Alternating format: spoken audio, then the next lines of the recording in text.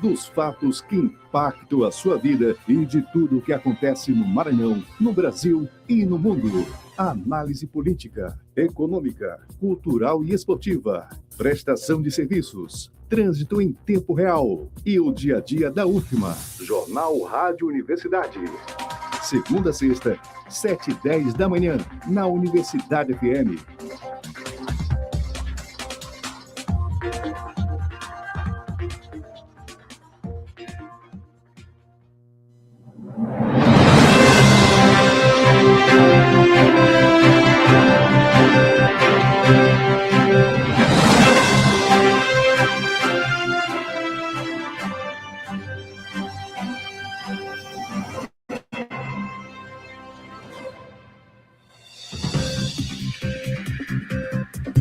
Você confere na edição de hoje do Jornal Rádio Universidade. Estupro de vulnerável. Preso em Coroatá, homem que abusou de filha e sobrinha. Tempo. Maranhão inicia a semana com alerta para chuvas intensas. Saúde digital. Unasus UFMA segue com inscrições para programa de aperfeiçoamento. Tem análise política com Felipe Clã. Tem economia com Wagner Matos. Tem concursos e oportunidades. No esporte, Sampaio vence o Maringá e segue invicto na LBF 2026. No MAC, IAP, Moto, Imperatriz e Sampaio empatam na primeira rodada das séries C e D. Liga São João derrota o Sampaio no Brasileiro Feminino de Futebol. E no Rádio Opinião, literatura e a trajetória da professora do curso de letras da UFMA, Márcia Manir Miguel Feitosa.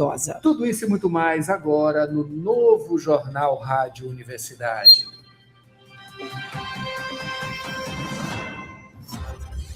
Jornal Rádio Universidade. Com Adalberto Júnior e Mayra Nogueira.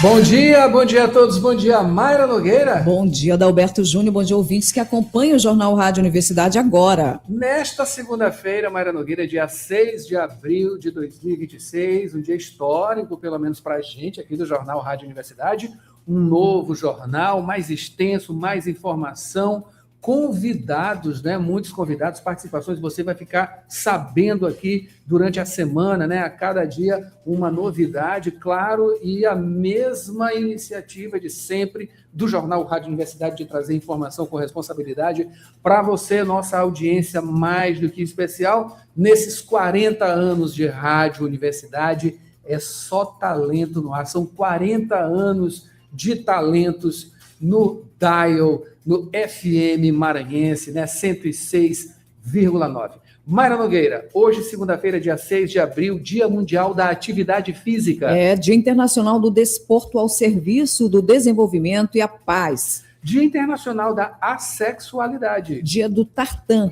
um dia reservado à celebração dos escoceses, Estados Unidos, Argentina, Canadá e Escócia. Dia Nacional de Mobilização pela Promoção da Saúde e Qualidade de Vida. E é aniversário de 110 anos da cidade maranhense de Rosário, a 75 quilômetros de São Luís. Parabéns!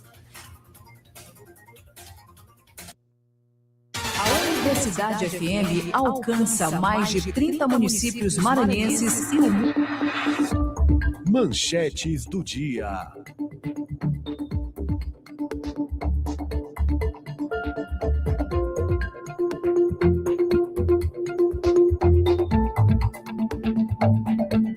Sete horas, 14 minutos agora. Vamos aos destaques dos principais impressos locais. E você já sabe, né? Acompanhe com a gente em www.universidadefm.ufma.br, né? Ou então diretamente no YouTube, Universidade FM 106.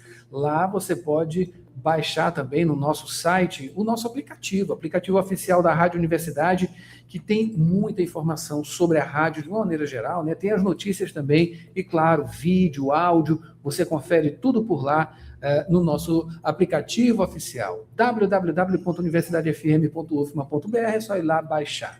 Mayra Nogueira, a gente começa aqui com o Imparcial, né? Sempre aqui começando com o Imparcial. Nesta segunda-feira, a manchete, você acompanha com a gente através das imagens também. Maranhão tem 5 pré-candidatos e disputa pelo governo entra em fase decisiva de alianças. Com o fim da janela partidária e do prazo de desincompatibilização, o cenário eleitoral no Maranhão se consolidou com 5 pré-candidatos ao governo, dando início a uma nova fase marcada por intensas articulações políticas. O foco agora está na formação das chapas majoritárias, com a escolha de candidatos a vice e ao Senado, cargos estratégicos para fortalecer as disputas. Enquanto nomes como Eduardo Braide e Orleans Brandão se movimentam no campo governista, a oposição também se organiza com Laésio Bonfim, Felipe Camarão e Enilton Rodrigues. É isso aí. Daqui a pouquinho tem análise política aqui com o nosso convidado de honra, Felipe Clã, trazendo a análise política, né? Para dar uma clareada, dar uma luz aí no que vai ser, no que está sendo já, na verdade, né? Esse ano de 2026, ano decisivo, claro, político e com as novas diretrizes possíveis, né? Ou de encaminhamento já de gestões se encaminhando, né, para a sua continuidade, né? Vamos ver aí o que o eleitor vai escolher. Ainda como destaque, Mayra Nogueira. Brasil, 11 governadores renunciam para disputar eleições. Em meio à intensificação das articulações políticas para as eleições de 2026, o governo do Maranhão já vivencia uma reconfiguração significativa em sua estrutura administrativa. Pelo menos 13 secretários estaduais deixarão seus cargos na gestão do governador Carlos Brandão, sem partido, com o objetivo de disputar o próximo pleito, em um movimento que alia exigências legais e estratégias eleitorais e de manutenção da base aliada. Maravilha, Mayra Nogueira. Continuando aqui, em União Imparcial, estudantes do IFMA levam cultura de São Luís a projeto internacional em Portugal. 5 estudantes do curso de licenciatura em artes visuais do Instituto Federal do Maranhão, do IFMA, foram selecionados para o projeto MAD-TED, uma iniciativa que utiliza a arte como ponte para discutir sustentabilidade, tecnologia e cidadania. E para finalizar, empreendedorismo feminino cresce no Maranhão, né, dando vazão aí às questões relacionadas ao empreendedorismo feminino, tá? Olha que legal. Olha, Mayra Nogueira, vamos agora aqui aos destaques do Jornal Pequeno, que nesta segunda-feira, né? Segunda-feira, a edição aqui de domingo e segunda, que tem como manchete, nesta segunda-feira, em Jornal Pequeno, mais uma irregularidade da Veritá envolve estatístico que supervisionou pesquisa. Camarão chama de pesquisa furada, levantamento que estourou intenção de votos do ex-prefeito Eduardo Braide. A pesquisa do Instituto Veritá sobre disputa pelo governo do Maranhão, que coloca o ex-prefeito de São Luís e pré-candidato Eduardo Braide em posição favorável, passou a enfrentar um novo problema envolvendo a regularidade técnica do levantamento. As informações foram publicadas na noite de sexta-feira pelo blog do Isaías Rocha e apontam que o estatístico responsável pela supervisão da pesquisa, Guilherme Alvarenga Laia, não possui registro no Conselho Regional de Estatística da 5ª Região, que abrange os estados do Nordeste, incluindo aí o Maranhão. Olha que coisa, viu? Índice de crianças alfabetizadas no Maranhão sobe para 69% e ultrapassa a média nacional. E ainda Desafio Liga Jovem chega à 4ª edição e aposta no protagonismo de estudantes maranhenses. Esses são os destaques do Jornal Pequeno na manhã desta segunda-feira, abrindo a semana. Daqui a pouquinho, Mayra Nogueira tem os destaques dos portais, né, dando um panorama do que é notícia aqui no Maranhão, especificamente em São Luís, na capital maranhense. Só lembrando vocês, daqui a pouquinho tem análise política aqui com Felipe Clã, tem também economia com Wagner Matos. Esse é o novo Jornal Rádio Universidade, a partir de agora indo até 8h45 da manhã, com muito espaço, e para você também participar, tá? 992-17-2647 é o nosso WhatsApp. Participe com trânsito, com opinião também, tá? A gente vai veicular a partir de agora. Então, estamos com mais tempo, então a gente precisa preencher esse tempo, a sua participação também é importante, tá? Mayra Nogueira, vamos agora ao trânsito, né? Jornal Rádio Universidade. Atenção, Coab! A Faculdade Laboro chegou para mudar o seu caminho profissional. No novo campus, você pode escolher a carreira dos seus sonhos. Direito, estética e cosmética, administração, recursos humanos e gestão hospitalar. Cursos modernos, professores experientes e a qualidade Laboro que abre portas no mercado. Acesse laboro.edu.br ou fale pelo WhatsApp 989-3300-1491. Faculdade Laboro. Seu futuro é agora. Dirigir com cuidado é a sintonia da 106. 7h21 agora, vamos às informações do trânsito. A gente já começa com Borges Júnior. Borges, começando a semana com chuva, não é isso? Bom dia. Bom dia, Borges. Bom dia, Mayra, Adalberto, bom dia a todos. Semana começando com chuva e dessa forma deve seguir até esta terça-feira. Há inclusive alerta, a laranja do IMET sobre essa situação, as chuvas aqui. Daqui a pouco a gente traz detalhes, mas agora informações do trânsito. Temos informações da Avenida Santos Dumont. Nesse momento, o fluxo é maior para quem busca acessar a Avenida Casimiro Júnior, no Anil.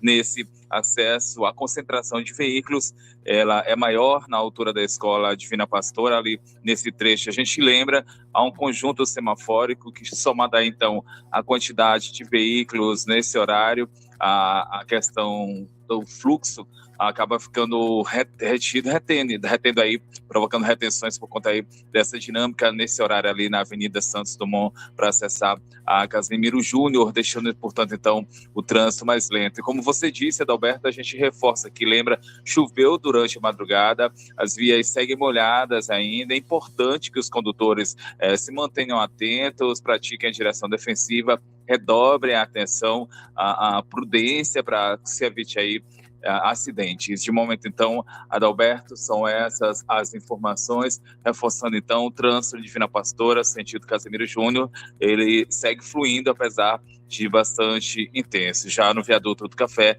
há uma retenção moderada. Adalberto, Mayra.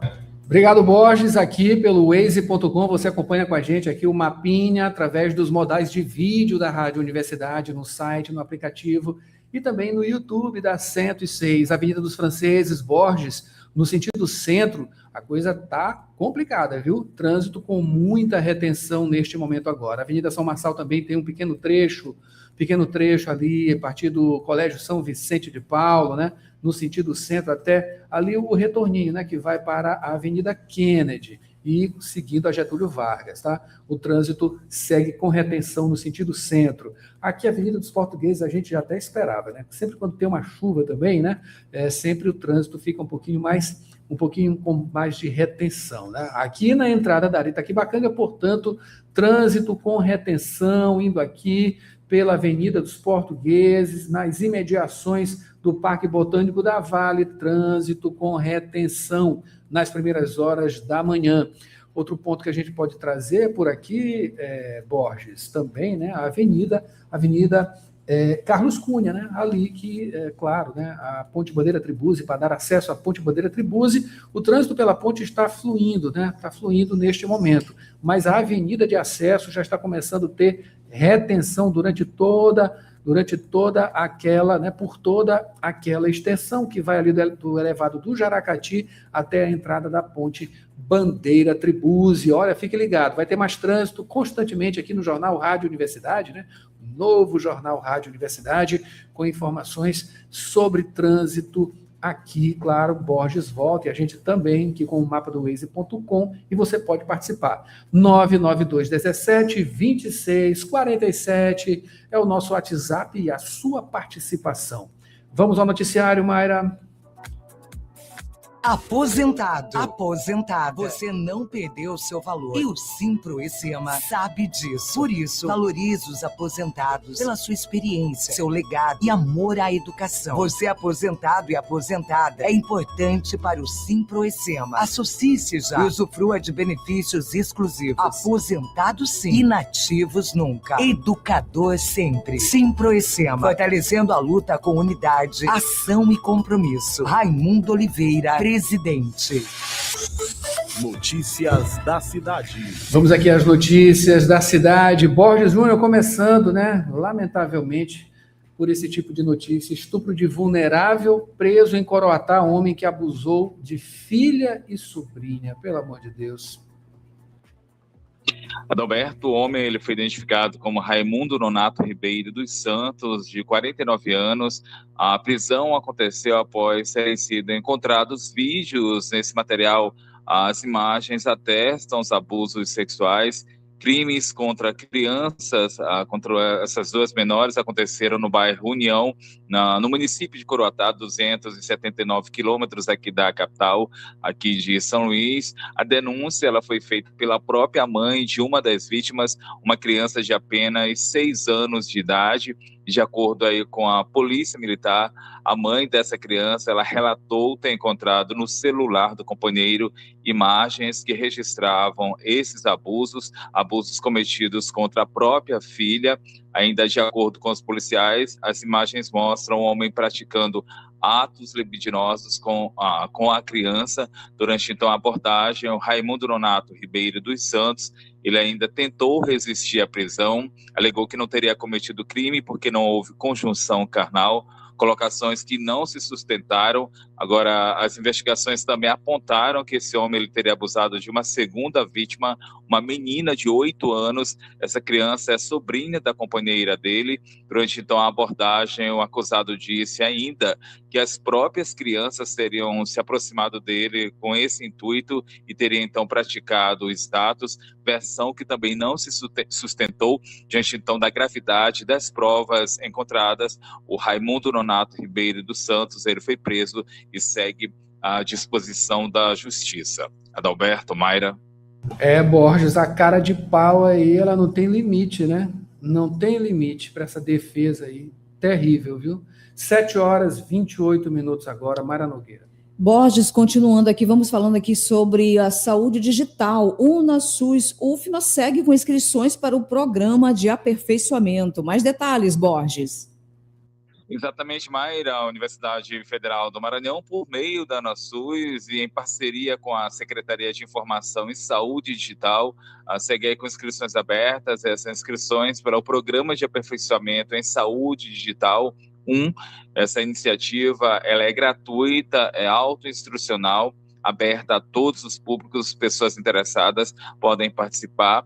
Em relação às matrículas elas podem ser realizadas no portal educacional Saúde Digital no SUS e no site da UFMA. Há um link, esse link direcionando para onde essas matrículas, o local certinho onde essas matrículas podem ser efetuadas. Em relação à carga horária é de 180 horas. O programa ele está organizado em 6 módulos independentes: introdução à saúde digital aplicada ao SUS e cultura de saúde digital, ainda segurança da informação em saúde digital, ética e responsabilidade social em saúde digital e registros eletrônicos e qualidade da informação em saúde. Outras informações sobre a UFMA, a Universidade Federal do Maranhão, podem ser acessadas a partir do site da instituição, que é o portalpadrão.ufma.br. Mayra, Adalberto. É isso aí, Borges. Tecnologia também, saúde aliadas, né? 7h29 agora. Mudando de assunto, Borges, vamos falar sobre tempo, né? A semana também, a gente já começando com chuva. E começa a semana com alerta, né? Dessas chuvas intensas aqui no nosso estado, né?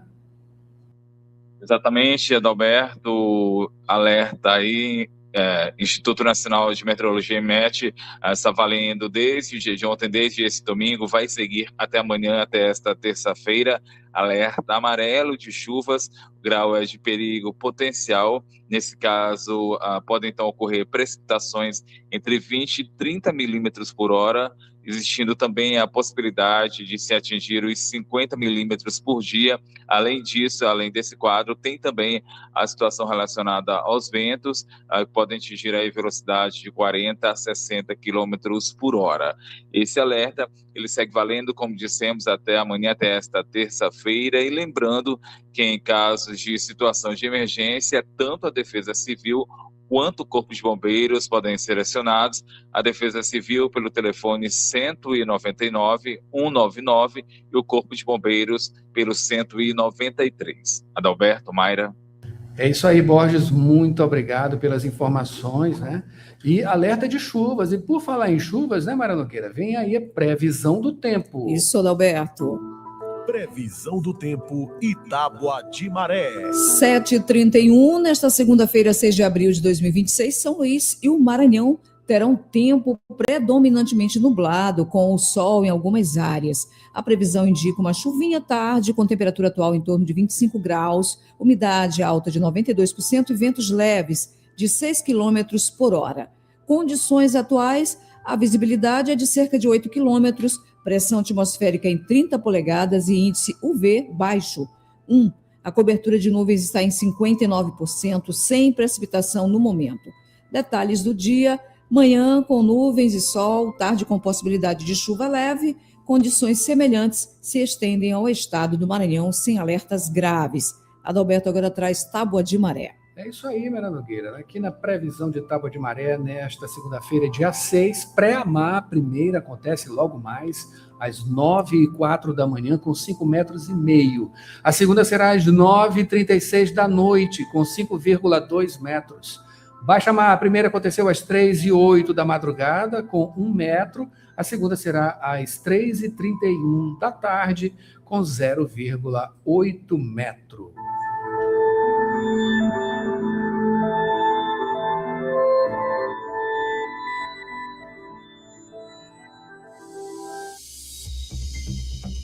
Política.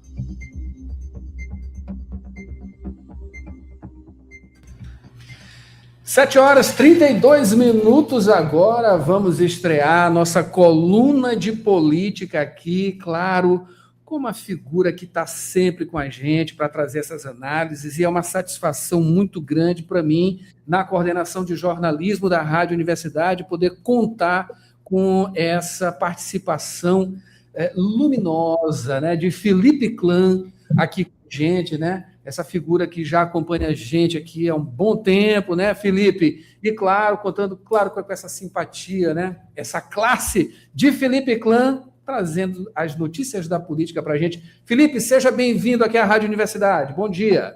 Olha que coisa boa, que coisa boa. A casa UFMA é minha casa, né? As melhores lembranças, e jamais deixaria de estar presente desse jornal importantíssimo que leva a notícia, leva as análises para os ouvintes. Vamos à política, né?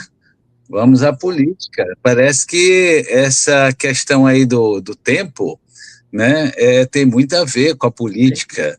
É verdade. As chuvas, né, ácidas da política cada vez mais forte. Interessante, meu amigo Adalberto, é que antes vivia muito aquela historinha de dentro dos bastidores, os porões, como a gente chama, mas parece que eles não quiseram esperar esse prazo, não, né? Todos partiram devido também às datas obrigatórias. Você sabe que política e eleição é feita de calendário e matemática, né? O calendário não há como escapar, tem que cumprir, e todos estão cumprindo. A matemática é um pouquinho já diferente, tem mais um tempo a mais ou a menos. De fazer os bons acordos, de tentar realmente se consolidar. que é uma coisa que a gente ainda não entendeu como é que vai ficar esse jogo, né, diante dos pré-candidatos a governador. Mas a gente não pode esquecer também que existem os pré-candidatos a deputado federal, a deputado estadual, né, a senador e principalmente a vice-governador, que ninguém mais fala. O pessoal anda esquecendo o vice-governador, estão deixando para o final, para uma negociação, né? É verdade, o governo entra em fase decisiva de alianças. É um fato, sem dúvida nenhuma, imparcial, nosso centenário imparcial, minha outra casa, trazendo essas análises corretas. Mas, olha, é importante entender que não houve nenhum efeito, né, de tsunami, como muitas pessoas anunciavam ou aguardavam a chegada do ex-prefeito Eduardo Braide, do PDS, né? É tanto partido que a gente às vezes até perde na mente. E se a gente parar para pensar, nós estamos agora aguardando o movimento deles, né? Inclusive a ala governista e a ala bolsonarista também, que a gente pode fazer essa leitura, sendo o Orleans, né, com o grupo Brandão, que é o grande grupo que hoje está no Maranhão, e os bolsonaristas com o Laésio. Porque, na verdade, nós ainda não conseguimos entender se o Felipe Camarão não está, vai ser ou não deve ser candidato, né? E candidato a o quê, né?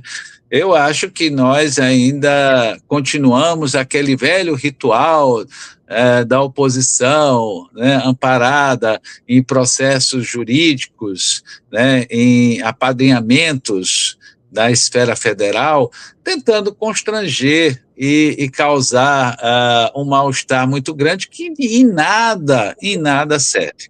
Mas olha, deixa eu te dizer uma coisa que é muito interessante.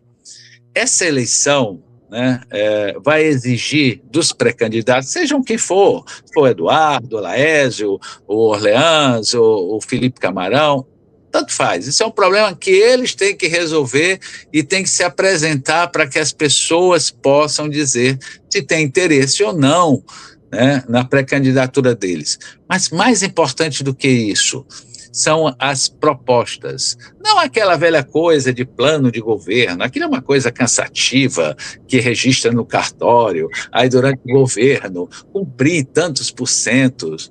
Nada disso, a população não precisa mais disso, a população não vive mais isso, talvez nunca nem tenha vivido, os políticos é que são equivocados nesse sentido. O que eu entendo é que a população exige um projeto estruturante para o Maranhão, a longo prazo, diga-se de passagem, né? um projeto que entenda as pessoas, que leve à independência financeira, habitacional, de qualidade de vida da população. Não sei quando é que eles vão fazer isso, mas talvez eles ainda não tenham entendido que esse time já disparou. Sim, sem dúvida, sem dúvida.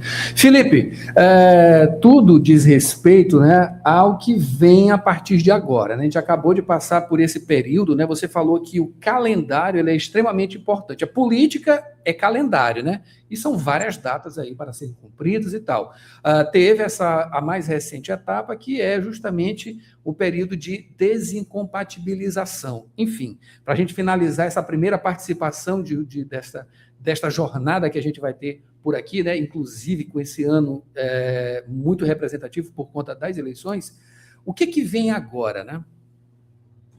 Olha, veja, como eu falei, não houve nenhum tsunami, né? Quando todo mundo acreditava que a saída do prefeito Eduardo, que era o que estava sendo o foco das atenções, principalmente da imprensa que cobre a política e também dos políticos, que é uma bolha, na verdade é uma bolha, né? Não houve essa coisa. né? Ninguém sentiu. Eu tenho conversado com muitos parceiros de muitas regiões, né? Apesar de que a gente tem que lembrar que a grande maioria das pessoas conhece virtualmente o ex-prefeito de São Luís, e isso tem um peso muito grande, porque a partir de agora ele vai ter que cruzar, né, a ponte dos Estreito dos Mosquitos e vai ter que mostrar que tem capacidade de agregar e formar grupo. Eu acho que foi somente a saída, né, e a mudança de partidos, né, todo mundo pula para cá, pula para lá, não, mas há um detalhe muito interessante, né, uma estratégia muito interessante que a gente ainda vai precisar entender dentro desse meandro da oposição, que foi a questão do esvaziamento do PCdoB, né? E o fortalecimento, novamente, do PSB. E o PT ainda não conseguiu, infelizmente, se encontrar. Então, a gente está bem nisso. O prefeito saiu, né, prometendo que esta semana agora ele começa as viagens dele. Vamos ver o resto para a gente poder entender quais são as propostas. Ou será que também o Eduardo Braide vai deixar para apresentar as propostas só no período eleitoral? Estranho, né? Vamos ver. Felipe, agora sim, para a gente finalizar, né? A gente sempre tem muito assunto. E não tem como acabar essa participação sem falar sobre a questão de Felipe Camarão, né? A coisa ali parece que está meio que se complicando e, enfim, essas denúncias, essa coisa toda. Também as expectativas para os próximos passos, digamos, né, em relação ao fator Felipe Camarão. Olha, o Felipe é um competente pré-candidato. A questão é que não deixam ele caminhar sozinho. Então, ele é tutelado, isso aí é fato, não há como. E nós conhecemos nessa história aí, nós que já estamos há mais de 40 anos cobrindo esses fatos, nós conhecemos que o candidato que é tutelado, né, ele não consegue fazer bons acordos, ele não consegue desenvolver, ele fica preso, né, às vontades de quem está lá apadrinhando. Ele precisa se definir, eu entendo isso. Inclusive, ontem ele chegou de Brasília e a turma do PCdoB e do PT fizeram um verdadeiro carnaval, né, deram alegria ao aeroporto. Só isso, porque depois ninguém nem lembra que aconteceu isso. Então, ele precisa se encontrar e precisa definir, né, como que ele vai querer ser pré-candidato a governador. Maravilha, participação aqui de Felipe Clã, estreando esse novo momento aqui no Jornal Rádio Universidade. Felipe, a gente agradece, claro, e sempre recebendo você com muita expectativa por essas informações e essa análise política aqui com a gente. Muito obrigado, Felipe, e um bom dia até amanhã, viu? Muito bem, vamos estar juntos aí. Obrigado aos amigos e ouvintes da nossa Rádio Universidade. Só lembrando, Felipe, né, para acompanhar mais o trabalho dele, tá lá na coluna Palpite, tá? Lá no jornal O Imparcial, né, nosso centenário aí, nosso jornal de maior longevidade aqui, o grande O Imparcial. É isso aí, Felipe. Algum adendo? Só um adendo. Hoje tem a coluna à parte, né, na página política. Nós temos hoje o programa da Palpite, entendeu? E nós estamos também lá na coluna do Clã. É isso aí. E aqui no Jornal Rádio Universidade são 4 canais, então, né? 4 canais. Com muita análise política com o Felipe Clã. Felipe, muito obrigado. É muito trabalho. É isso aí, Mara Nogueira, 7h44 agora. Jornal Rádio Universidade. Profissional da saúde. Invista em seu futuro e aprimore-se em sua área de atuação. Instituto Pangeia. Pós-graduação, formação e cursos nas áreas de psicologia e saúde mental. Professores com excelência, com teoria e prática para melhor desenvolvimento do conhecimento. Instituto Pangeia. Excelência em psicologia. Unidades São Francisco e Vinhais. Informações 992227070. Instagram, instituto.pangeia. Site www.institutopangeia.com.br. Informações do trânsito. 7h45, agora vamos com informações do trânsito. Borges Júnior. Bom dia, Borges. Quais as informações atualizadas aí do trânsito? Bem, voltamos atualizando informações do trânsito, informações referentes aí à Avenida Jerônimo de Albuquerque. Temos registro de acidente na altura do Levado, sentido da Centro da Coab, sentido Angelina, na parte de baixo do Levado, acidente envolvendo uma motocicleta, SMTTGS está no local, está disciplinando o trânsito, mas você que sinaliza a velocidade firme, usou nesse momento, o doutor puder evitar essa rota, vai aí evitar essa situação do acidente, a fluidez deve ser impactada por então desse registro, desse acidente, repito, levado da Coab, sentido Coab e Angeli, na parte de baixo. De momento, então, Adalberto, Mayra, são essas as atualizações. Volto com vocês. Obrigado, Borges. 7h46 agora. Até melhorar um pouquinho, tá? Esse áudio aí de Borges Júnior, né? Estava um pouquinho baixo, mas deu para escutar, viu? Mas na próxima que a gente lá com ele mesmo. É certo, é internet. Deve ser né? internet. Aí isso está oscilando, mas o é volume está no essa máximo. Que vale a informação do trânsito, veio, está aqui, está no mapa do Waze.com, a gente continua aqui, viu, Mayra Nogueira? E a coisa está bem ruimzinha ali também agora na Avenida dos Franceses, tá? A gente tinha falado ainda agora, estava com movimento bastante trânsito com muito congestionamento, né? Ali o trânsito está lento.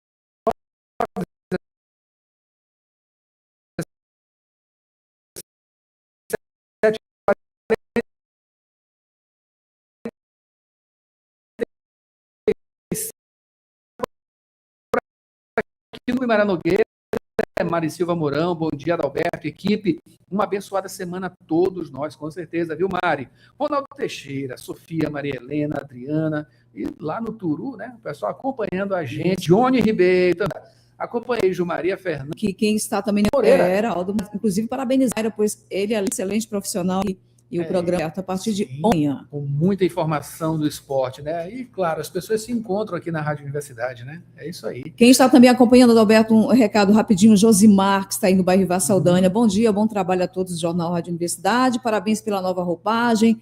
Isso é sinal de que o noticiário é de grande sucesso. Botou aqui, é show. Obrigada, viu? Josimar aí no Vinhais, o professor, aliás, no bairro, ele está aí no bairro Ivar Saldanha. Sim.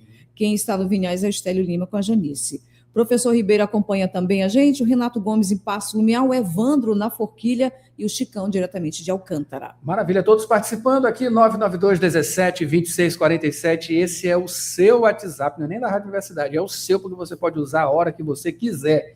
7h48 agora temos um noticiário nacional aí, Mayra Nogueira. Isso. Notícias do Brasil.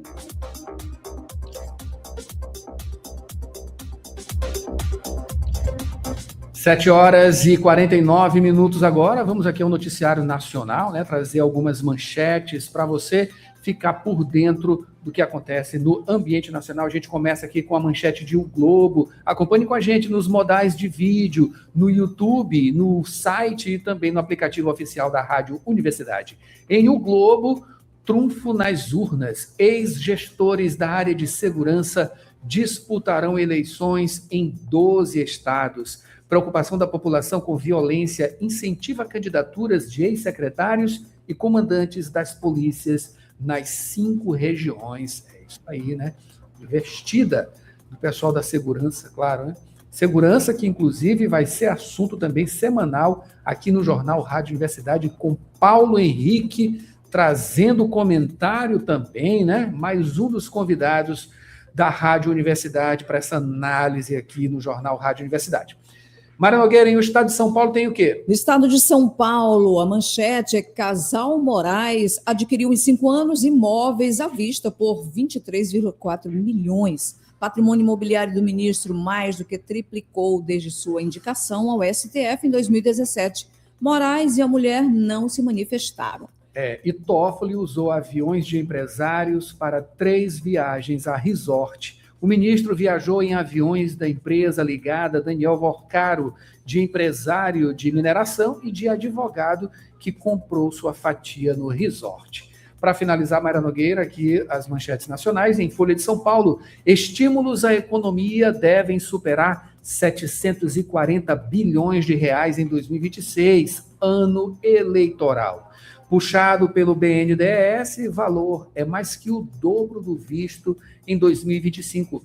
A atividade econômica brasileira deve receber neste ano estímulos que somarão 742 bilhões de reais, uma alta de 139% em relação a 2025 e o equivalente a 5,4% do PIB, o Produto Interno Bruto. A estimativa é da gestora Arx Investimentos e contempla apenas as despesas não obrigatórias do governo federal. São 7h41. Agora, a Mayra Nogueira tem agora cotação do dólar.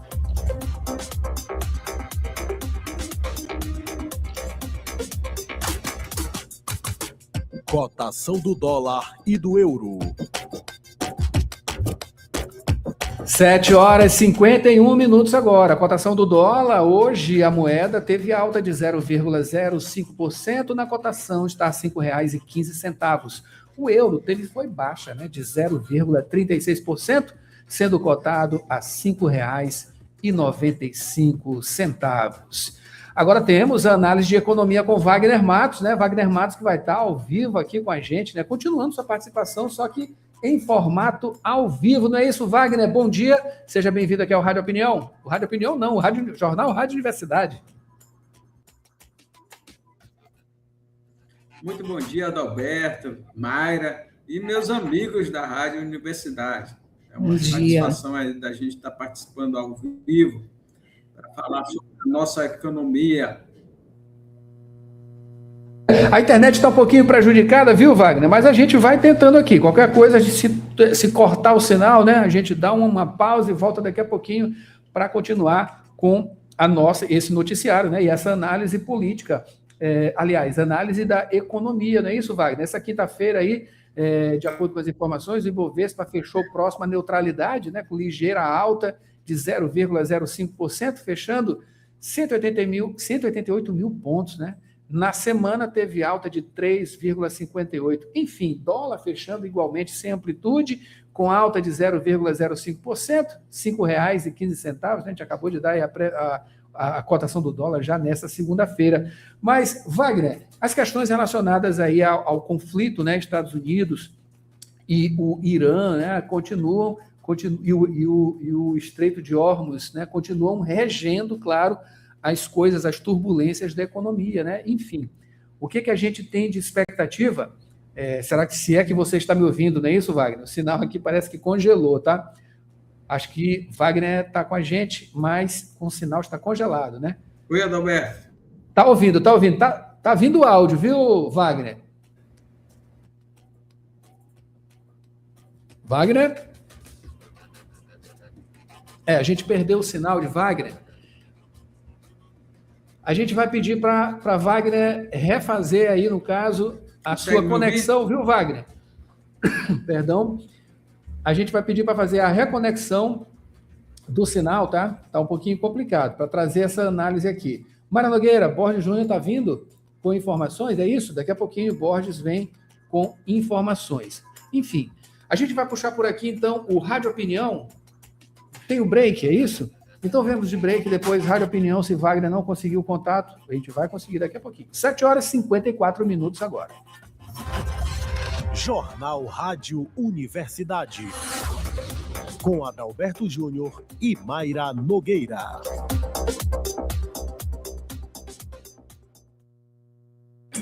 Se viajar para o Brasil tá na moda? Passengers to Brazil, now boarding. Vacinar contra a gripe sempre esteve. Até 30 de maio, idosos, gestantes e crianças de 6 meses a menores de 6 anos devem ser vacinados. Saiba quem mais pode se vacinar em gov.br/vacinação. O mundo reconhece o que a gente faz bem feito. E vacinar contra a gripe sempre foi muito Brasil. Ministério da Saúde, Brasil, do lado do povo brasileiro.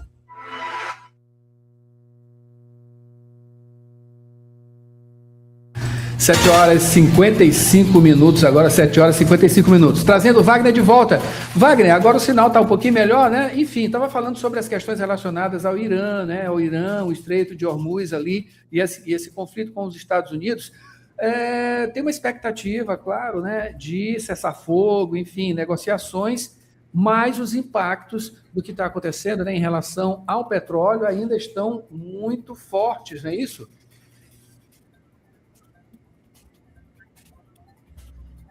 Exatamente, Adalberto. Essa guerra ela está durando mais do que o previsto e teve um impacto muito forte no valor do petróleo e seus derivados. E isso afetou a cadeia global. Então, os custos de energia, basicamente de diesel, gás, gasolina, teve um impacto mundialmente. Os preços já subiram.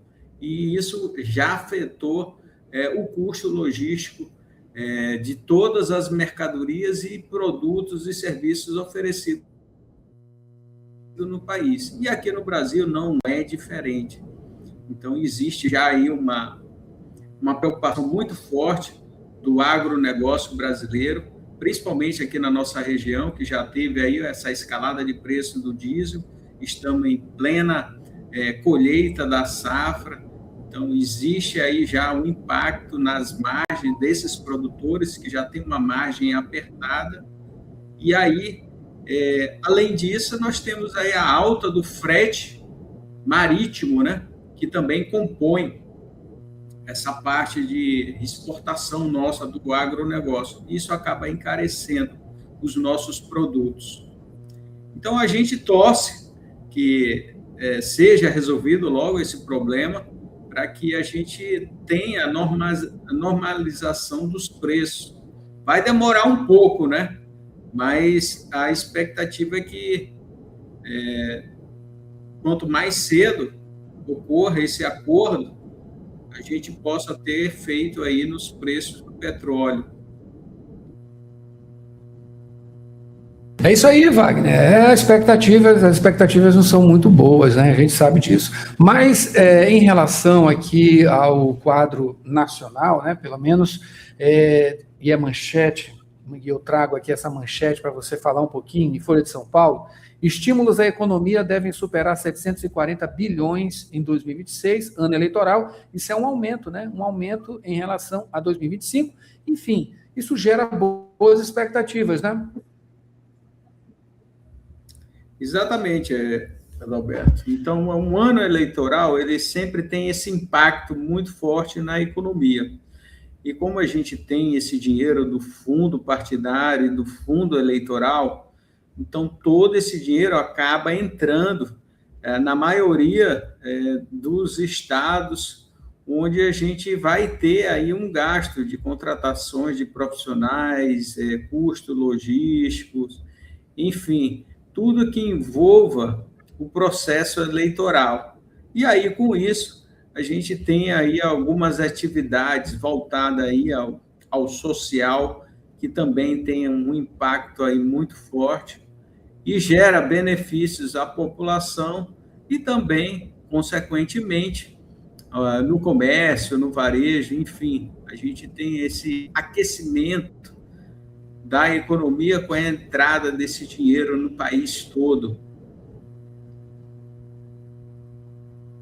Wagner Matos, o que a gente tem de expectativa ainda para essa semana, Wagner? Olha, Adalberto, de acordo aí com a agenda econômica da semana, nós temos aí a divulgação do Boletim Focus, que lá a gente já vê uma previsão, né, de queda de taxa de juros, inflação.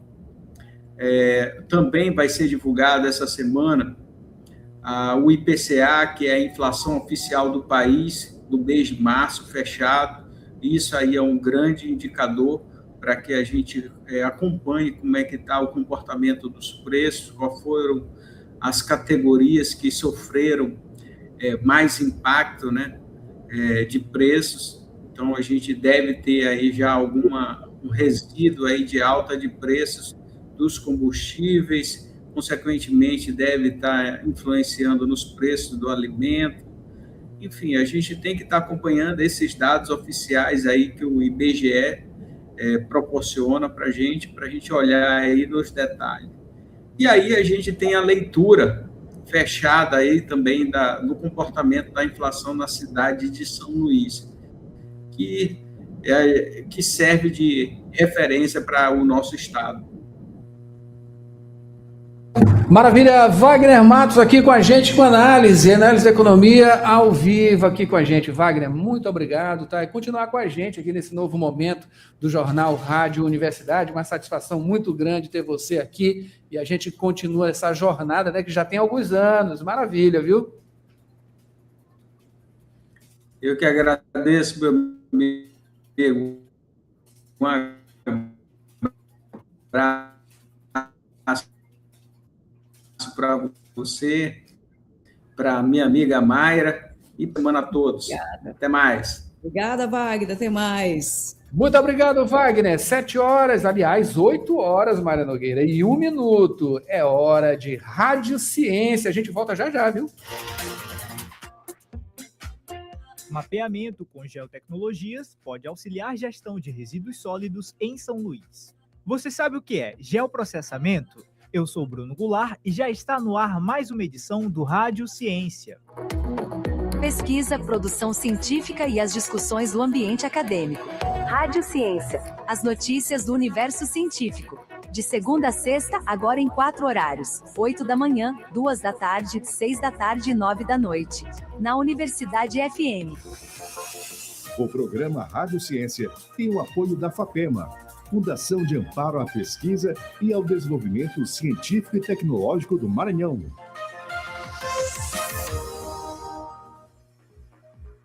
Mapeamento com geotecnologias pode auxiliar gestão de resíduos sólidos em São Luís. As informações com Pedro Batista. A má gestão de resíduos sólidos é uma problemática com consequências negativas em diversos setores. Essa questão resulta em impactos como contaminação do solo e água, proliferação de vetores de doenças e prejuízos à paisagem urbanística. O artigo intitulado Uso de Geotecnologias para o Mapeamento de Resíduos Sólidos na Avenida Moçambique, São Luís, Maranhão, atua nesse cenário com a proposta de mapear os pontos de descarte irregular desses resíduos em trechos da via que abrange os bairros Anjo da Guarda e São Raimundo, na região Itaquibacanga. O estudo foi feito pelos acadêmicos do curso de Geografia da Universidade Federal do Maranhão, Roberto Victor Costa Batista e Larissa Letícia Santos Ferreira. Já a orientação ficou a cargo da mestranda do Programa de Pós-Graduação em Geografia da UFMA, Daniele Costa Rufino, e do professor doutor do curso de Geografia da UFMA, Márcio José Celeri. De acordo com Roberto Vitor, as cidades ainda enfrentam diversos desafios para a aplicação da Política Nacional de Resíduos Sólidos, legislação que estabelece regras para manejo e gestão desses resíduos. Os principais entraves eles estão ligados à falta de estrutura dos municípios, à descontinuidade das políticas públicas e à ausência de investimentos constantes em educação ambiental. Muitas dessas cidades ainda não têm sistemas integrados de coleta, não têm triagem e nem a destinação correta desses resíduos. Em São Luís, por exemplo, isso é mais evidente nas áreas periféricas, onde os serviços públicos são limitados e o descarte irregular acaba se tornando uma prática cotidiana. Então, mesmo com a lei tão avançada, o que falta é uma implementação que chegue de forma igualitária a todos os territórios da cidade.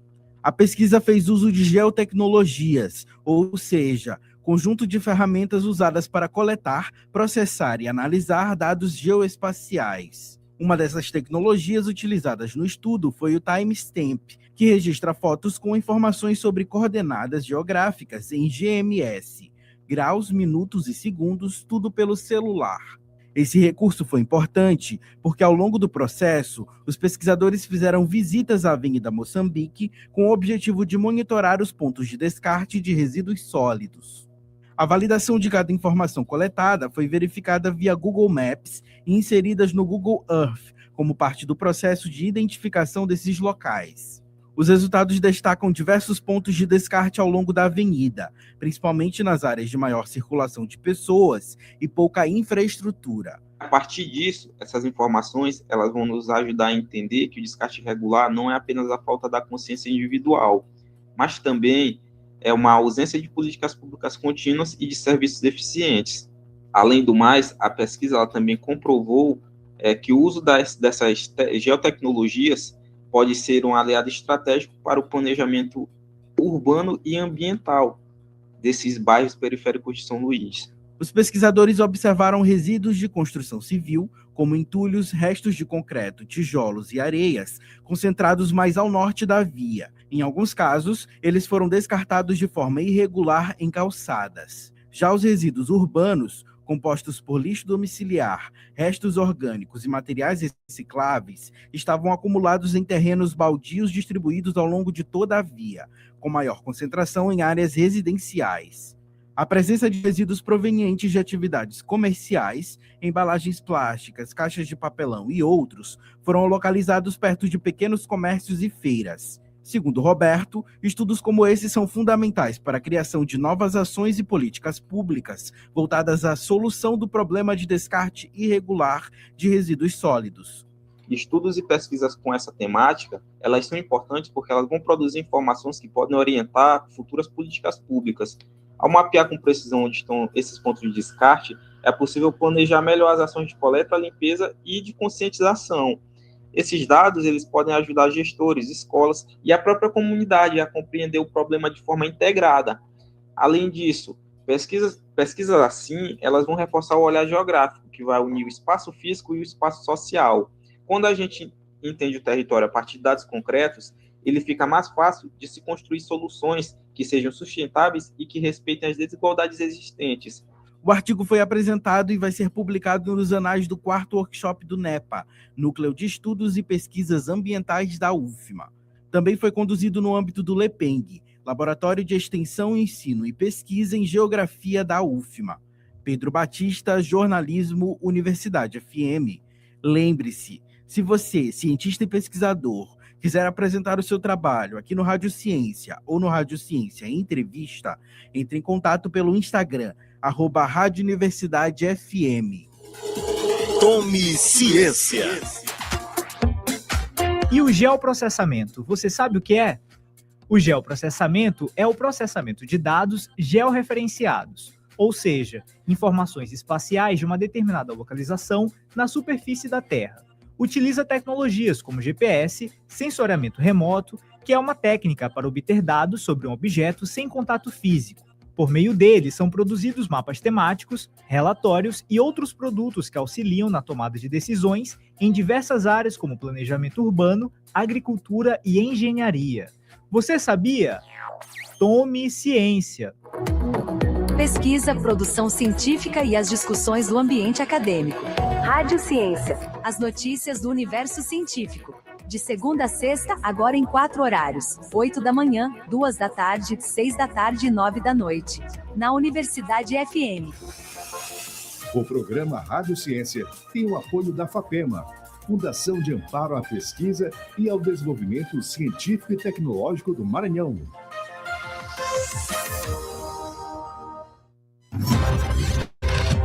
Jornal Rádio Universidade. Com Adalberto Júnior e Mayra Nogueira. Informações do trânsito. 7 horas, aliás, 8 horas, 9 minutos, né? A força do hábito. E a gente agora adentrando às 8 horas pela primeira vez, né? Em tanto tempo de Jornal Rádio Universidade. Lembrando, né, aos nossos ouvintes, estão chegando aqui agora, olha, o Jornal Rádio Universidade, a partir de agora, a partir de hoje, né, esse novo Jornal Rádio Universidade, ele segue até 8h45, tá? Inclusive, a gente espera a sua participação também através do WhatsApp 99217-2647. Tem notícia de trânsito, não é isso, Borges? Oi, Borges. Exatamente, Adalberto. A gente volta atualizando informações do trânsito, agora da Avenida dos Franceses. A gente fala referente ali à altura do elevador do Café, da Escola Militar. Trânsito segue bastante carregado neste momento, para quem está aí se deslocando sentido centro. Dessa vez por conta da grande quantidade de veículos nesse sentido, passando ali nesse trecho da via, fluxo bastante intenso para quem busca e se desloca no sentido centro. Já Avenida Daniel de Latouche, na altura ali de onde tem um shopping, ali no bairro Maranhão Novo, o trânsito ele segue fluindo sem problemas nos dois sentidos da via. A gente atualiza aqui também informações trazidas ainda há pouco referente ao acidente no elevado ali da Coab, o trânsito já bastante complicado por conta dessa situação, que continua lá, esse MTT atuando nesse registro, mas trânsito bastante complicado neste momento. Por hora, então, Adalberto, Mayra, são essas as informações. É isso aí, Borges. Aqui, ó, de acordo com informações do mapa do Waze.com, tá? São vários acidentes, inclusive, tá? Tem esse aí, aqui na Avenida Jerônimo de Albuquerque, ali nas imediações do Anil, tá? Seguindo lá na Avenida Jerônimo de Albuquerque, na grande curva ali, já próximo ao terminal da Integração, também tem um acidente de trânsito, e pertinho, né, do antigo retorno da Forquilha, também tem outro acidente, e mais outro aqui na Avenida Joaquim Mochel, tá aqui próximo à Praça Antônio Araújo Melo, né, Estádio Ananias Silva, enfim, ali nas imediações, ali na Coab, tá?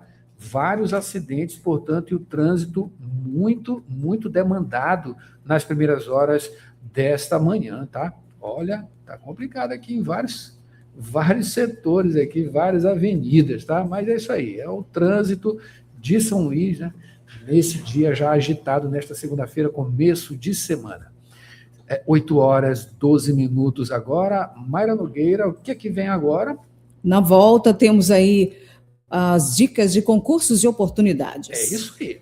Jornal Rádio Universidade. Onde tem cooperação, tem também apoio, visibilidade, crescimento.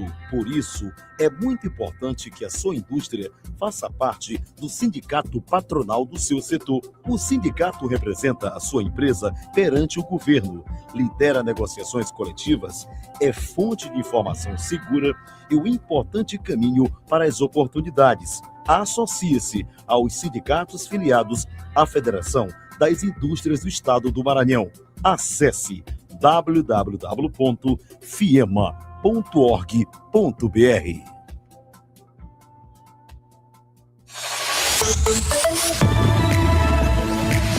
Concursos e oportunidades. São 8h13. 8h13. Vamos voltar aqui trazendo as dicas de concursos e oportunidades com Maiara Cordeiro. E a semana começa com ótimas dicas.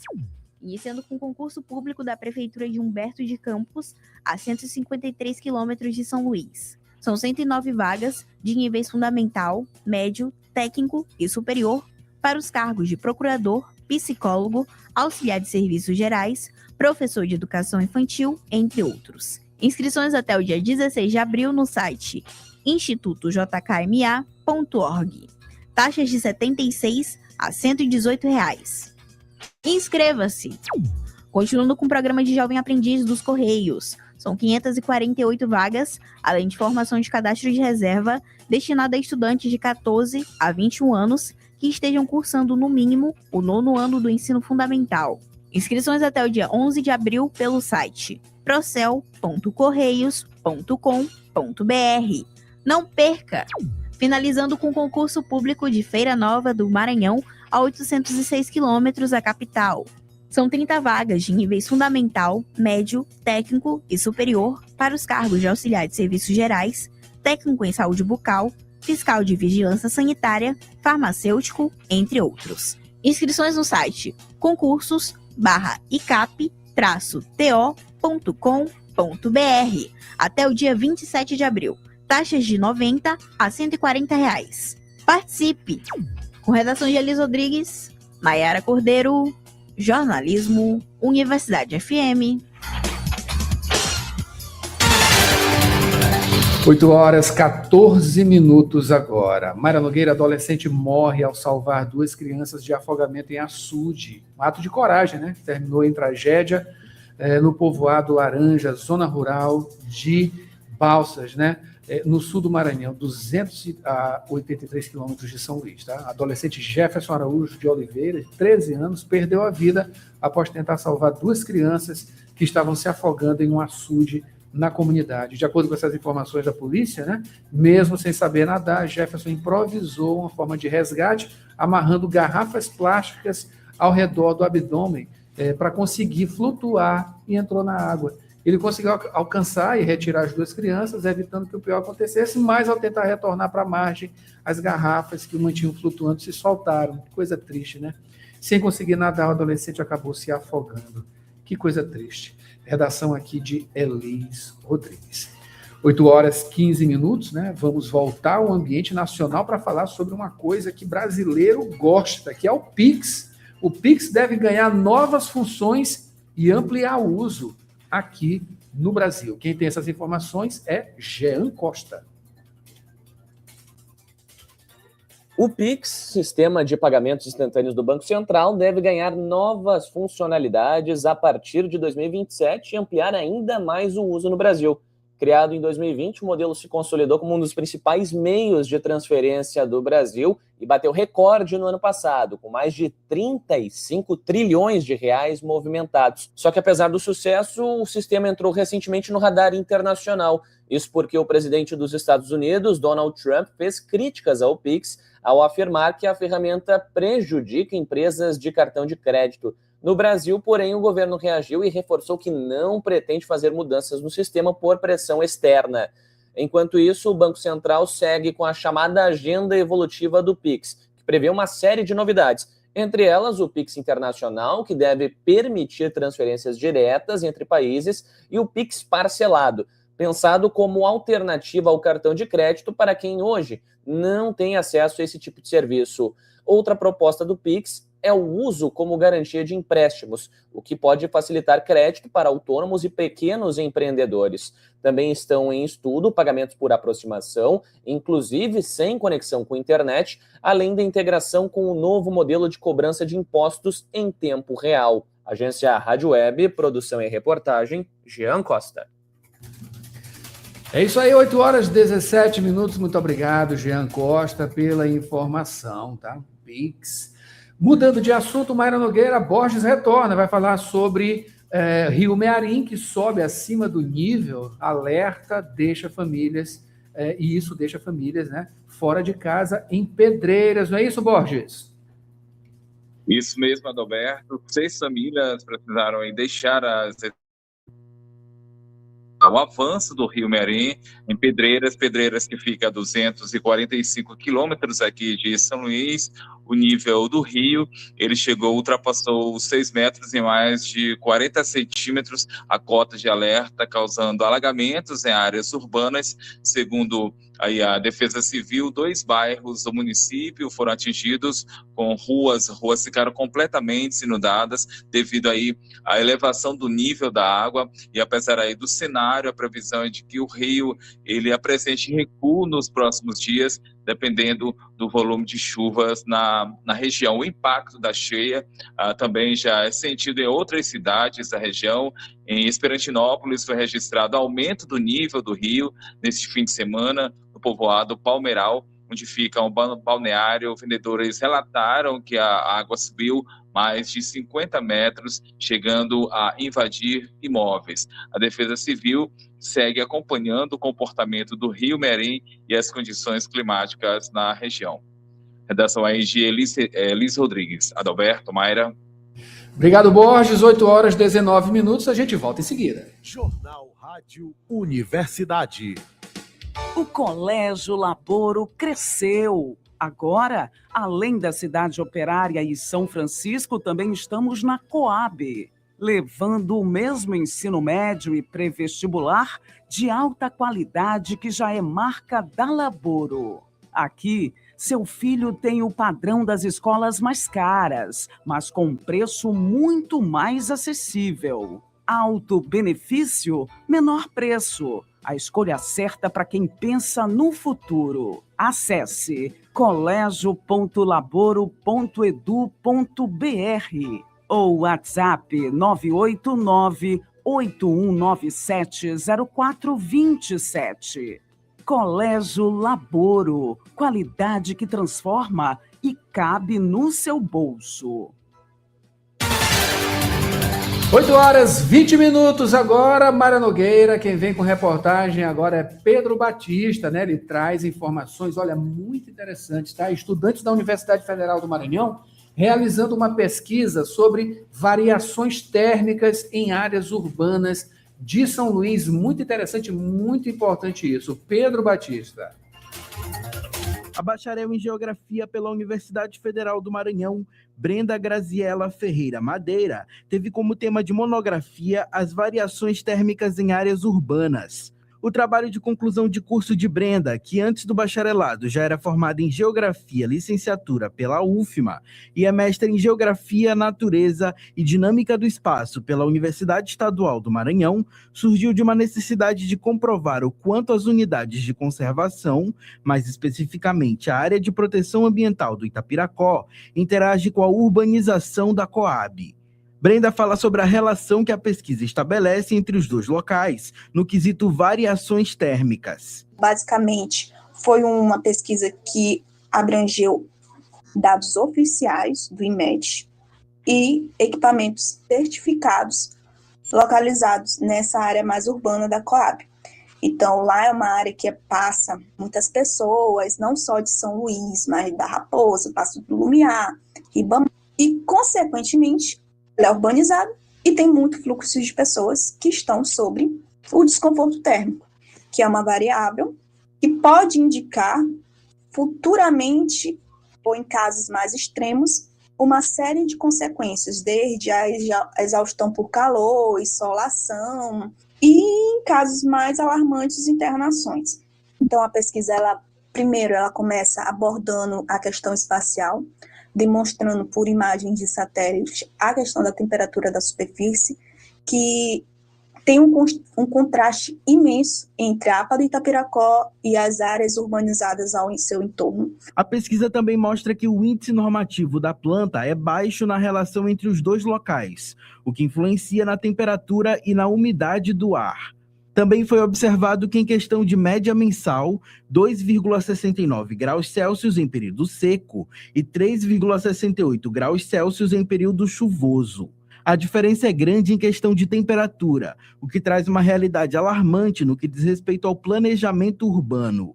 As áreas de conservação são importantes, tanto em termos de ecossistema quanto em termos de temperatura, porque as variações térmicas contínuas afetam diretamente a saúde das pessoas. A pesquisa apresenta dados relacionados aos horários de maior desconforto térmico em relação ao período chuvoso e o seco. No período seco, o perigo vai das 2 às 3 da tarde, enquanto no período chuvoso vai das 11 da manhã às 2 da tarde, no qual também há aviso de perigo térmico.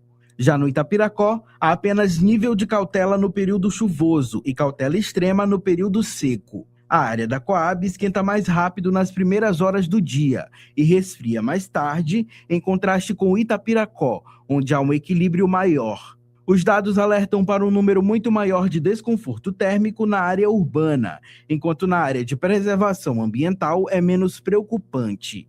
A pesquisa de Brenda expõe uma realidade alarmante sobre as variações climáticas na cidade de São Luís, especialmente nos espaços urbanizados, demonstrando que a população da capital maranhense vive em constante desconforto térmico, o que só pode ser resolvido com uma maior convergência entre o espaço urbano e o meio ambiente. Com produção de Teófilo Moraes, Pedro Batista, Jornalismo, Universidade FM. Obrigado, Pedro Batista, pelas informações. Agora quem vem, Mayra Nogueira, é Borges, trazendo informações de uma exposição, né, a Bombafonia, que é justamente o nosso querido Marcos Belfort, né, sonoplasta aqui da Rádio Universidade, grande artista, não é isso, Borges?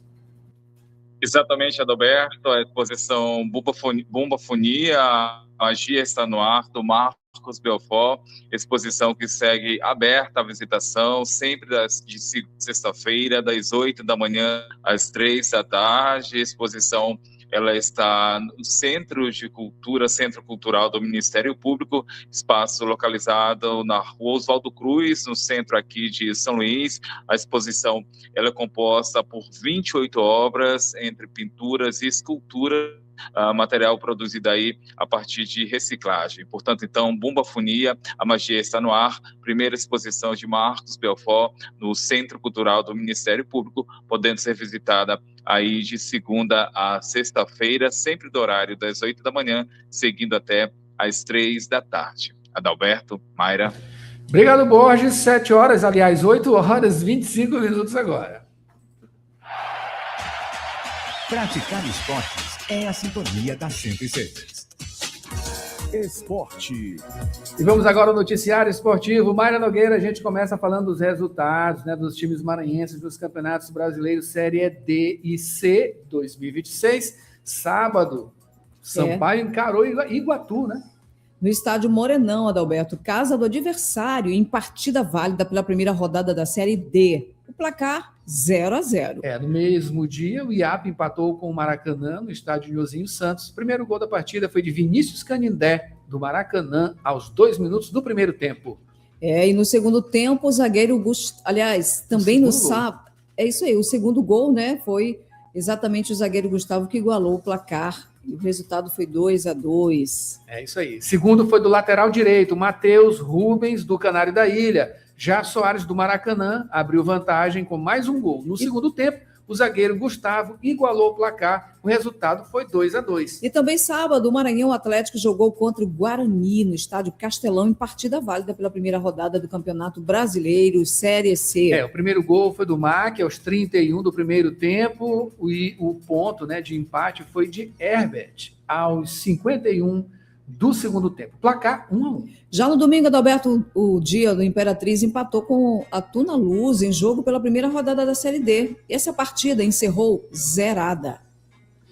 No mesmo dia, o Motoclube enfrentou o Parnaíba Esporte Clube, Nhozinho Santos. E o primeiro ponto foi do Parnaíba, com gol de Hamilton aos 41 minutos do primeiro tempo. Já no segundo tempo, Jojo do Rubro Negro marcou o gol de empate aos 38 minutos. Placar 1-1. Pois é, com o empate, o Demolidor de Cartazes ocupa a 8ª colocação na tabela do campeonato, né, Série C, empatado com o Guarani. Já o Imperatriz está na 3ª colocação do grupo 5 e na Série D com 1 ponto.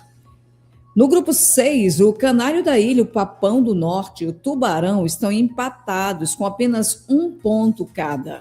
Continuando, Mayra, com o Sampaio, que encarou a Liga São João do Piauí no último sábado, dia 4, Arena Itacoatiara, casa do adversário, jogo válido pela 3ª rodada do Campeonato Brasileiro Feminino, Série A3. O tricolor perdeu por 6-0 para a Liga São Joanense. E vale destacar que o Tubarão ocupa a 3ª colocação do grupo 6, com 2 empates e 1 derrota, totalizando 3 pontos. Já o time piauiense ocupa a 1ª colocação, com 9 pontos, com 3 vitórias. O próximo jogo da Bolívia Querida acontece no dia 19, às 3 da tarde, no Castelão. Lembrando que o Castelão foi fechado pelo governo do estado por conta dos preparativos para o show do Guns N' Roses, que acontece no dia 21 de abril. E finalizando com o Sampaio Basquete, que enfrentou o Maringá do Paraná no último sábado, dia 4, em jogo válido pela 5ª partida da primeira fase da Liga de Basquete Feminina 2026. No primeiro tempo, o Tubarão venceu por 22-18. No segundo, continuou na frente, 46-28. Seguiu com a maior pontuação no terceiro quarto, com 69-39. E o placar final foi 79-47. A melhor jogadora da partida foi a ala pivô Isa Sangali, que fez 13 pontos, 14 rebotes e 2 assistências. O próximo jogo do Sampaio acontece nesta quarta-feira, dia 8, às 7h, no ginásio Costa Rodrigues. É isso aí, a redação aqui é de Maiara Cordeiro. Mayra Nogueira, vamos aqui para o ambiente nacional, tá? Palmeiras dispara na liderança e Corinthians demite Dorival. As informações com Leno Falck. 7 jogos neste domingo completaram a 10ª rodada do Brasileirão e com uma demissão de técnico. Dorival Júnior não é mais o treinador do Corinthians. Ele foi demitido após a derrota por 1-0 para o Internacional na Neoquímica Arena. Do lado verde, em São Paulo, as coisas andam melhores. O Palmeiras disparou na liderança com 25 pontos ao vencer o Bahia em Salvador por 2-1.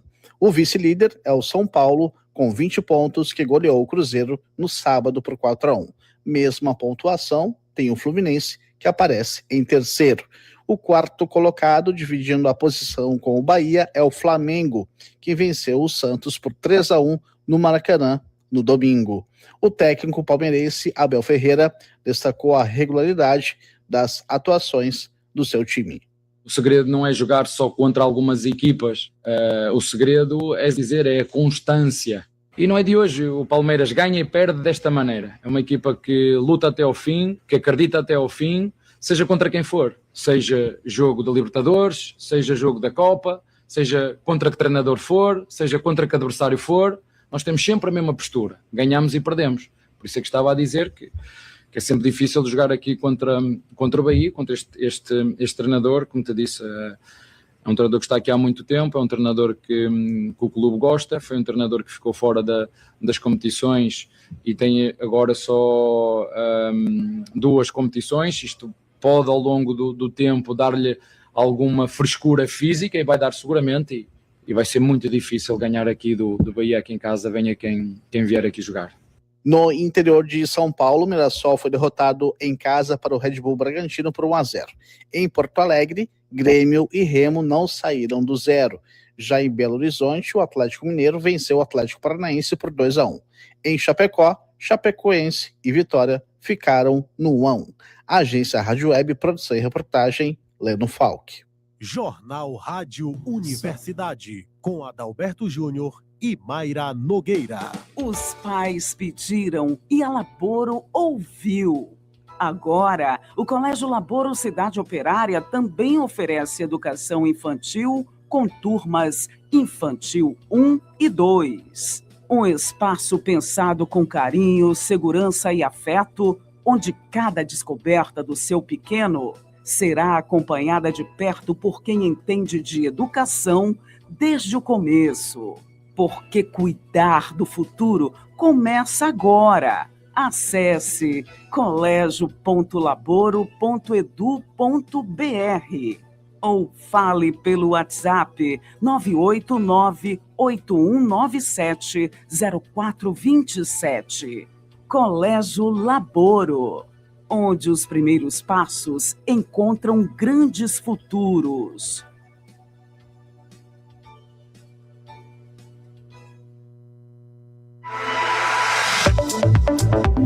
Rádio Opinião, a opinião de quem entende do assunto.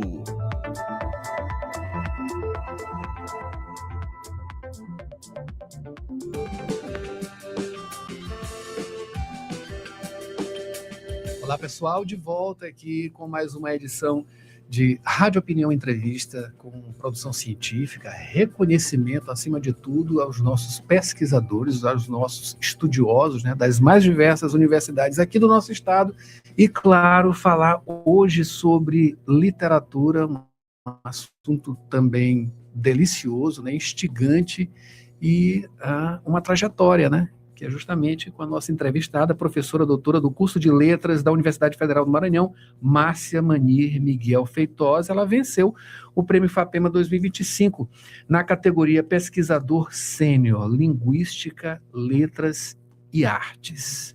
Professora, seja bem-vinda. Obrigada, bom dia. Obrigada pelo convite, acima de tudo. A gente tem aqui, com a sua presença, né, uma aura de literatura, né, de tudo que diz respeito à linguística, letras, artes também, né, tudo misturado, enfim, isso tudo entrou na sua vida de que forma? O Prêmio FAPEMA, ele abrange 3 áreas de conhecimento do campo das letras.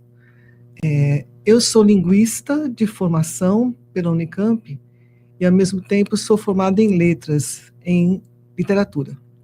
Literatura é arte. Então, esses 3 campos de conhecimento fazem parte da minha vida. Então, eu comecei a trabalhar na Universidade Federal do Maranhão como professor de linguística. Assim que prestei o concurso, fui aprovada e ministrei disciplinas nessa área. Mas a literatura sempre foi, digamos assim, o meu cerne de estudo. Que eu me afastei para fazer pós-graduação na USP em literatura. E ao retornar para a UFM, eu disse, eu quero trabalhar com a literatura, não mais tanto com a linguística. Porque minha formação depois, né, na pós, norteou mais para o campo das artes, portanto, da literatura. Mas, por que não mais linguística, né? Essa coisa aqui está tão intrínseca. Está intrínseca. Porque, assim, a gente tem que reconhecer que há 2 campos de conhecimento no universo das letras. Literatura não é ciência. Literatura é arte. Linguística é ciência. No sentido mais estrito da palavra ciência, né? Que tem que ter as formulações, as hipóteses e resultados. Mas, quando eu adentrei a graduação, eu tive um universo muito amplo de conhecimento. E a Unicamp, na época, tinha uma formação voltada mais para a linguística do que para a literatura, mas eu tinha já um gosto pessoal, um afeto maior pela literatura. Então, quando eu optei por fazer a pós, eu disse, não, eu quero ficar na USP, porque eu acho que na USP eu vou ter um pouco mais de envolvimento com essa área, que mais me interessa. Mas isso não quer dizer que eu não trabalhe ainda com a linguística, mas não propriamente dita em sala de aula. Eu trabalho especialmente com a literatura mesmo. Esse tempo, esse período, essa trajetória também, ela resultou justamente nesse livro, né? No livro A Representação do Espaço e do Poder, em Mário de Carvalho, uma apologia da subversão. Justamente. Esse livro é fruto de um pós-doc que eu realizei em Portugal em 2014, 2015, com Bolsa CAPES. Foi um período fantástico da minha vida profissional, porque assim, eu queria justamente fazer um pós-doc fora do Brasil, porque minha área específica de conhecimento é literatura portuguesa, e eu fiz questão de fazer na Universidade de Lisboa com uma supervisora muito afinada com os meus estudos de paisagem e literatura, que é Helena Boesco. E ao chegar à Universidade de Lisboa, ela exigiu de mim um livro. Eu disse, vai passar um ano aqui, ganhando bolsa, com o salário da universidade, vai fazer um livro. Eu pensei, mas não é muito trabalho? Ela disse, não, quero que você busque qual autor você quer estudar. E, à época, ela me apresentou o Mário de Carvalho, que eu não conhecia. É um autor vivo, português. Ela disse, conhece a obra dele? Eu falei assim, não, pois vai ler tudo que diz respeito ao Mário de Carvalho. Ele me apresentou o autor, fiz parte de jornadas de estudo sobre o autor, e li tudo dele. Eu comprei toda a obra dele. Porque em um período de um ano é muita coisa, realmente. Muita coisa. Para conhecer o substrato de uma pesquisa como essa, enfim, é tudo de primeira, né? Tudo de primeira, né? E ela me deu todas essas condições, né, para que eu pudesse, na verdade, adentrar a obra dele, conhecer plenamente, comprei tudo que eu podia comprar da obra e li. E aí o livro nasce da perspectiva que eu já tinha desde o início, que é o trabalho, uma interface com a geografia. Né? Eu faço uma ponte interdisciplinar mesmo com a geografia humanista, de base fenomenológica. Então, essa leitura da literatura com a filosofia e com a geografia é muito novo. Né? No Brasil, há poucos estudos ainda sendo desenvolvidos. E, à época, eu disse a ela, Helena, eu quero fazer um trabalho junto à geografia humanista em Mário de Carvalho. É possível? Assim, claro que é. E tem uma vertente ligada ao espaço e à paisagem muito interessante. E, de fato, foi. Então, esse livro é fruto das minhas leituras de Mário de Carvalho. Claro que eu escolhi alguns livros dele, né? E publiquei aqui no Maranhão pela FAPEMA. Né? Então, quando eu voltei, eu tentei submeter o livro à FAPEMA, ao edital, e fui contemplado. Publiquei 1000 exemplares. Naquela época, publicava-se muito livro físico, né? Sim. Então, eu publiquei o máximo que eu pude. E adentrar esse campo da geografia também foi uma coisa nova, né? Foi uma coisa nova. Diferente. Totalmente diferente. Mas isso tudo por conta do substrato do Mário de Carvalho? Não. Não. Isso, Qual é a ligação justamente com a geografia? Advém antes. Advém do fato de que meu marido é geógrafo, professor Cordeiro da UFMA, já aposentado, e em 2010, 2011, ele me apresentou a Lívia de Oliveira, que foi uma estudiosa da geografia da Unesp de Rio Claro, que trabalhava sempre com literatura e geografia. Ela ficou na minha casa hospedada para participar de um simpósio aqui na UFMA.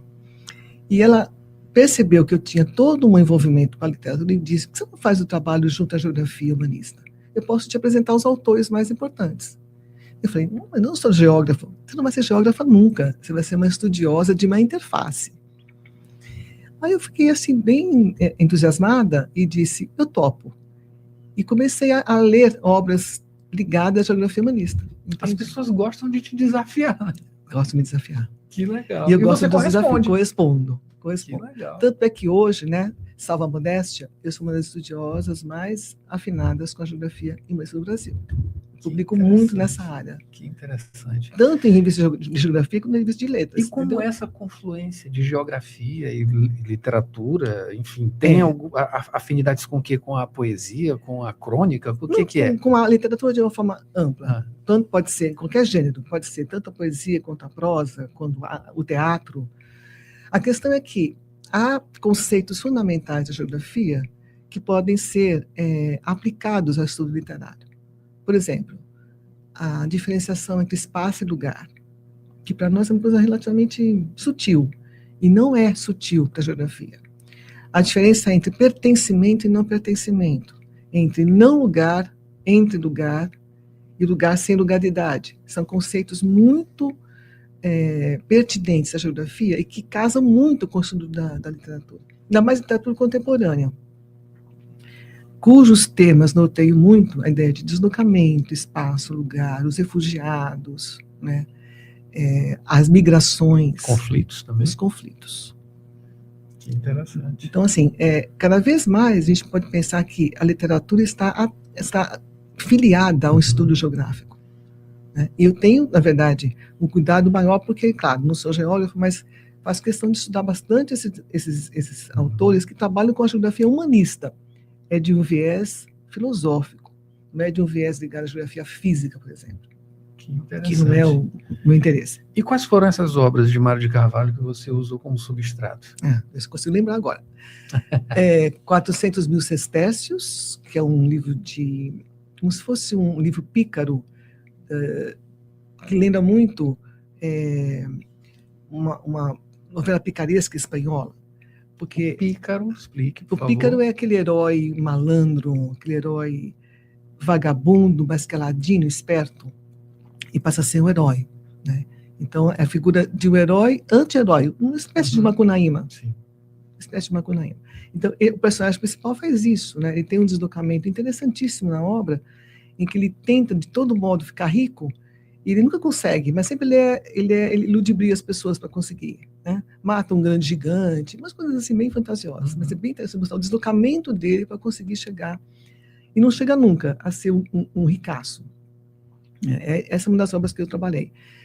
O Caso de Carvangel, do que eu me lembro, o Varandim foi uma obra, um conto dele, muito interessante, que se passa tudo numa varanda, que para nós é como se fosse uma varanda de apartamento.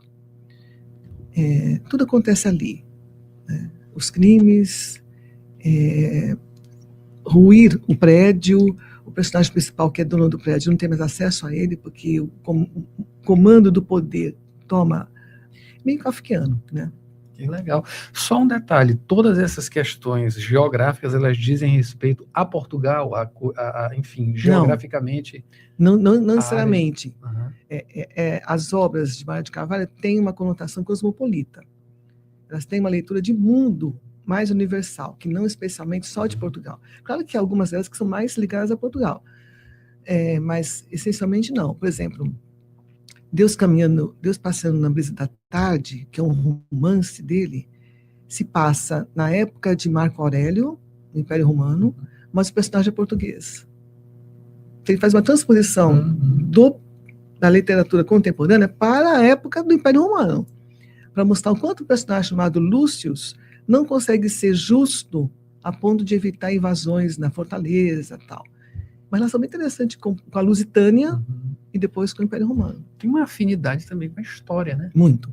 Mário de Carvalho é um escritor de obras históricas, ele é um conhecedor profundo de história. Da literatura ocidental, da história ocidental do mundo, né? Ocidental Portugal, Brasil e tudo mais, mas Portugal. E especialmente um escritor que prima por colocar a história e a memória, né, como elementos fundamentais para se pensar a literatura. Pergunta, chegou a conhecê-lo? Sim. Como é que foi essa? É uma pessoa muito simples. A Muito idade simples. dele, só por curiosidade. Agora ele deve estar com mais de 75 anos, sabe? Porque ele tem uns 68, por aí, né? Assim, uma pessoa muito simples, não gosta muito de falar dele, gosta mais de falar da obra, da produção que ele escreve, e uma pessoa, assim, que aberta a discussões ligadas principalmente à política, às eleições de Portugal, a conjuntura da guerra no mundo. Ele é muito assim, muito culto, né? Mas pessoalmente muito simples. Não gosta de muitos holofotes. Que maravilha. Olha, muito bom saber dessa sua afinidade, né, com isso tudo, e tanta familiaridade também, né, já que vem de uma influência do seu marido, do seu esposo, enfim, e que se mistura com isso tudo, e que deve ter, com certeza, tem um pouco da linguística também. Não há como deixar de lado. Não tem como deixar. Literatura também é linguagem. Bastante. E tudo isso, e a curiosidade, claro, né, na obra de Mário de Carvalho, que fica aqui também para quem acompanha a gente, né? Uma pena que nós também para todo mundo, vale para todo mundo. Uma pena, Roberto, que a gente não tem aqui no Brasil a acessibilidade a essas obras. São todas portuguesas. E olha que a gente tem uma afinidade com Portugal e a literatura que é muito influente aqui, né? Muito grande. O problema é que não são acessíveis. Quando se é acessível, são muito caras, porque é tudo em euro, então a importação é muito, muito cara, né? Mas, curiosamente, nós estudamos mais Portugal do que eles estudam a nossa literatura. Tendo ficado um ano lá, eu percebi isso. Eles estudam mais o Jorge Amado, um Paulo Coelho, que para mim na literatura é autoajuda, né? Uma Clarice Lispector. Então, assim, escritores consagrados pelo cânone, Portugal estuda mais. Mas a literatura de hoje, de escritores vivos, tão pululante que está, poucos eles conhecem, entendeu? E que é muito rica, né? Também. Nós conhecemos até pouco mais do que eles. Que bom. Que bom. Enfim, mas que isso tudo, né, que traz, claro, esse seu empenho, né, e essa sua realização sempre por meio desses desafios que são passados, né? Qual será o próximo desafio? Me aposentar. É um desafio isso? É um desafio. É um desafio. Eu né? confesso que estou com a idade, com o tempo de serviço, né? E tenho sido até cobrado pela família, para me dedicar mais à família, né? Mas eu digo, se eu me dedicar mais à família, como todo mundo pretende, eu não sei se eu vou me sentir tão bem como me sinto ainda, né, na ativa. É um desafio. Mas ainda acho que eu posso continuar produzindo e orientando meus orientandos, produzindo ciência, fazendo pesquisa. Ainda acho que consigo, assim. É muito difícil para a grande maioria, né, de aposentados e que continuam, né, de alguma maneira com contato com a própria pesquisa, com orientações, né, de alunos, enfim. Não tem como se desvencilhar totalmente. Não tem como, mas, por exemplo, eu tenho um espelho em casa que é meu marido, que está aposentado há 5 anos. Ele está vinculado à pós-graduação ainda, mas é diferente. Eu percebi dizer assim, bom, hoje eu não vou ler nada, eu estou aposentado.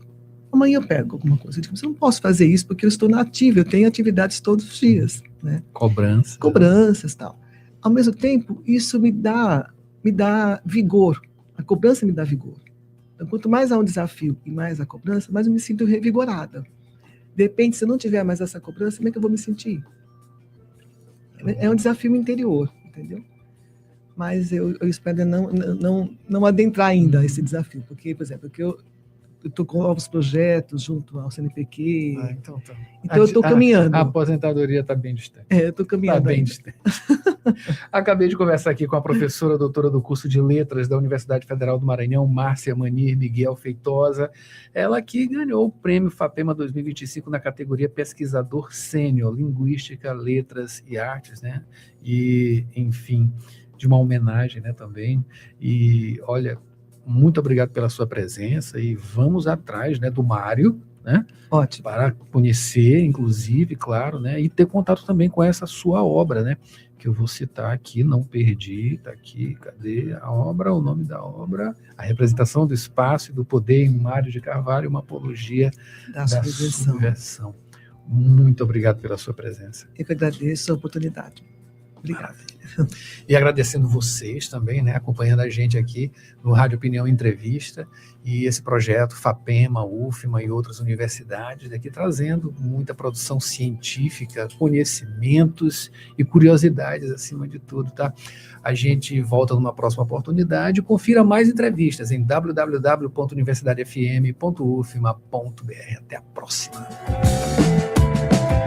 Jornal Rádio Universidade. Informações do trânsito. Na verdade, para falar sobre acidente, não é isso, Borges? Em Balsas, condutor de veículo atropela e mata 3 pessoas. Ele fugiu após o acidente. Exatamente, Adalberto, uma sequência de acidentes registrados na madrugada desse domingo, madrugada de ontem, resultou na morte de 3 pessoas. Foi no bairro Nova Sucena, em Balsas, no sul do Maranhão. Morreram após, então, a colisão envolvendo motocicletas, seguida aí por um atropelamento. As testemunhas relataram que 2 motocicletas colidiram, os envolvidos eles ficaram caídos na pista. Um casal que passava pela região se aproximou para ajudar.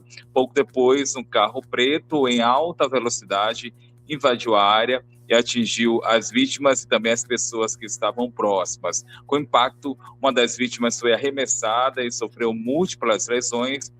As vítimas elas foram identificadas como o Rogean, de 20 anos, o Elton Alves Barros e Patrícia Souza, todos os 3 naturais de Balsas. As vítimas morreram ainda no local após o atropelamento. O motorista que atropelou as vítimas, ele não parou para prestar socorro, fugiu do local.